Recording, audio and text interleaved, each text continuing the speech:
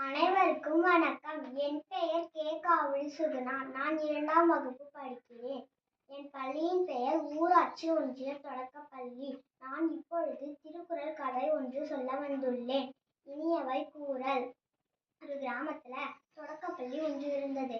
அந்த தொடக்கப்பள்ளியில அருள், அழகன் 2 பேர் ஒரே வகுப்புல படித்து வந்தார்கள்.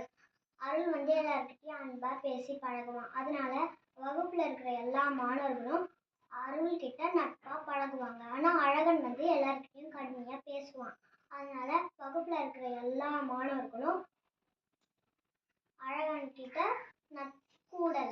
அதனால ஒரு நாள் வகுப்பு ஆசிரியர் அழகனை தனியாக அழைத்து பேசினார். அழகா, நீ நல்ல மாணவன்.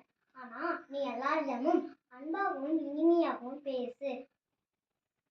கடுஞ்சொற்களை பயன்படுத்துவதை விட்டுவிடு. வாய்ச்சண்டை யாரிடமும் போடாதே. ஆசிரியர் அறிவுரையை கேட்டு அழகன் அன்பாகவும் இனிமையாகவும் பேசினான். அழகனின் மனமாற்றத்தை கண்டு மாணவர்கள் அழகனையே வகுப்பு தலைவனாக ஆக்கினார்கள்.